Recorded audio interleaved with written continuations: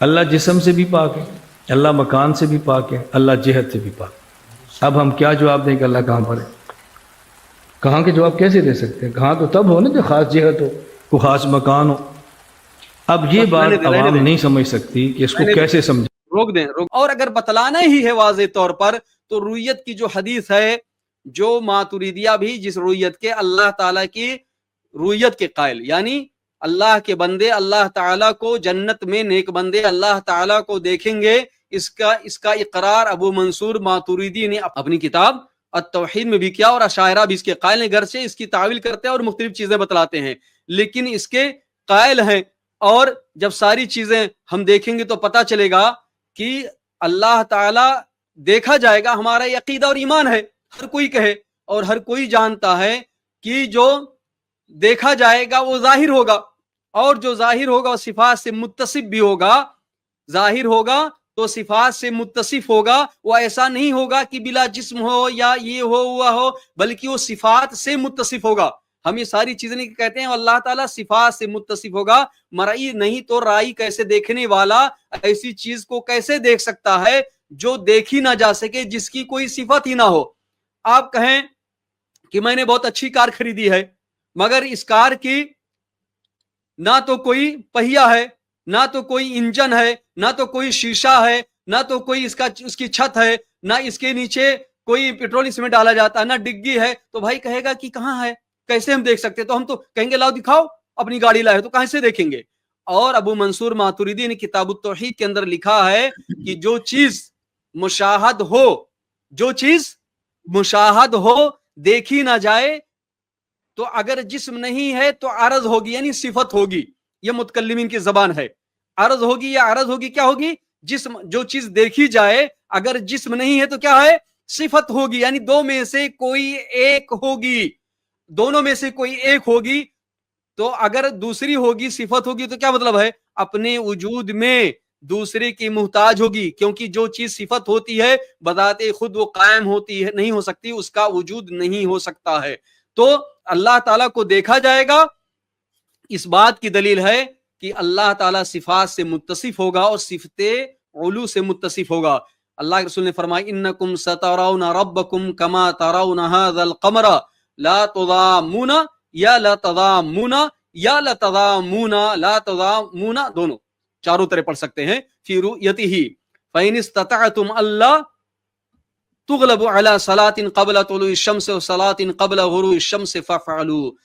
یہ بخاری مسلم کی حدیث ہے، الفاظ تھوڑا کئی روایات الفاظ کے ہیں، اور ایک چیز ابھی اور بیان کرتا ہوں کہ اللہ کے رسول صلی اللہ علیہ وسلم نے فرمایا ان قریب، سا یعنی قریب، گرچہ قیامت کے دن کے بعد جنت کے داخلے کے بعد ہوگا، لیکن اللہ کے رسول اس طرح بیان گویا کہ قریب یعنی یقینی چیز ہے، یقیناً ان قریب تم اپنے رب کو دیکھو گے جیسا کہ تم اس چاند کو دیکھ رہے ہو۔ دیکھے یہاں جس چیز کو دیکھا جائے گا اس کی مثال دوسری دیکھنے والی چیز سے نہیں ہے، بلکہ دیکھنے میں، یعنی چیز صاف، جیسے تم چاند کو دیکھ رہے ہو، تم کو کوئی لا تضامون فی رؤیتہ، اس کا مطلب کیا ہے کہ یہ نہیں کہ بھگدڑ مچی ہوئے ایک دوسرے کے اوپر آدمی پل پڑے اور سب دیکھنے کے لیے ایک دوسرے کو کوئی آڑ میں جو نہیں، ایسا دیکھو گے کوئی کسی کے آڑ میں نہیں ہوگا، ایک ایک کر کے سب دیکھو گے، جیسے سارے کے لوگ کھڑے ہو جائیں اور سب کے سب چاند کو دیکھیں، اور واضح طور پر۔ دوسرا معنی کیا ہے؟ کوئی پریشانی نہیں ہوگی، واضح طور پر دیکھو گے۔ چاند کہاں ہے؟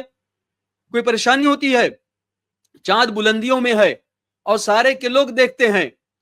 اور بخاری کی ایک روایت میں عیانن، یہ جابر بن عبداللہ کی روایت ہے، عیانن کیسے دیکھو گے؟ کیا کہا؟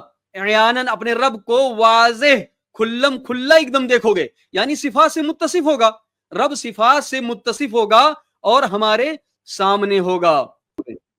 روکیے، دیکھیے بہت اہم چیز ہے یہاں پر، کہاں سے جواب دیں؟ نبی صلی اللہ علیہ وسلم نے سوال کیا کہ نہیں؟ نبی صلی اللہ علیہ وسلم نے سوال کیا، جو عورت تھی باندی تھی، آزاد نہیں باندی عورت تھی، صحابہ کرام کی سوسائٹی اور معاشرہ میں رہتی تھی، نبی صلی اللہ علیہ وسلم جس معاشرے کے سربراہ تھے اسی معاشرے میں اس کی تربیت ہوئی تھی۔ آپ نے کہا اس کو بلاؤ، اور اس سے پوچھا کہ اللہ کہاں ہے؟ تو اس نے کہا فی السما۔ تو یہ کیسے کہیں، کہاں سے جواب دیں؟ اللہ رسول نے کہا آتقھا فإنھا مؤمنہ، اس کو آزاد کر دو، یہ مومنہ ہے، یہ ایمان والی ہے۔ یعنی جواب دیا جا سکتا ہے. وہ صحابیہ ہیں، وہ صحابیہ ہیں. صحابی کے سامنے ایک اور نبی صلی اللہ علیہ وسلم کی موجودگی میں جواب دے رہی ہیں. اللہ کے رسول سوال کر رہے ہیں، تو نہ سوال کرنا اللہ کے بارے میں کہاں ہے بدعت ہے، نہ جواب دینا، نہ یہ مشکل ہے کہاں سے جواب دیں. مجھے آئے گی بعد میں سمجھنے کی کیوں ایسا ہے آخر میں کہ کہا جا رہا ہے کہاں سے جواب دیں.